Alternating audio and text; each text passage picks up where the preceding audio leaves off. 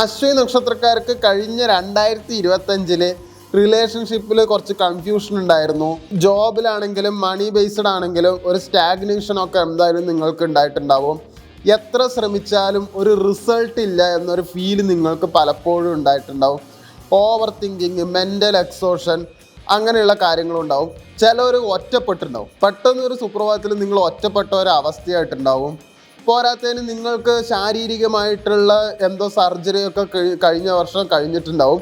അതെന്തായാലും റിക്കവറായിട്ട് എന്തായാലും വന്നിട്ടുണ്ടാവും. കഴിഞ്ഞ ഡിസംബറിൽ കുറച്ച് പീസ്ഫുൾ തന്നെ ആയിരുന്നു. ഈ കഴിഞ്ഞ നവംബർ ഡിസംബർ കാലഘട്ടത്തിൽ കുറച്ച് പീസ്ഫുൾ തന്നെ ആയിരുന്നു. പക്ഷെ എന്നാലും നിങ്ങൾ വേണിച്ചൊരു മരണത്തെ മുഖാമുഖം കണ്ടിട്ടുണ്ടാവും. കാരണം ശനിയും രാഹുവും രണ്ടും ഒരുമിച്ച് നിങ്ങൾക്ക് പ്രഷർ തന്നിട്ടുണ്ടായിരുന്നു.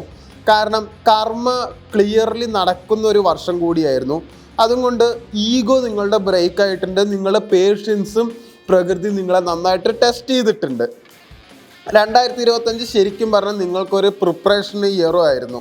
അതൊരു റിവാർഡ് കിട്ടുന്ന ഇയറൊന്നും ആയിരുന്നില്ല ശരിക്കും പറഞ്ഞാൽ നിങ്ങൾക്കുണ്ടായിരുന്നത്. പക്ഷേ 2026 അക്ഷയ നക്ഷത്രക്കാർക്ക് ഒരു ടേണിംഗ് പോയിന്റ് തന്നെയാണ്.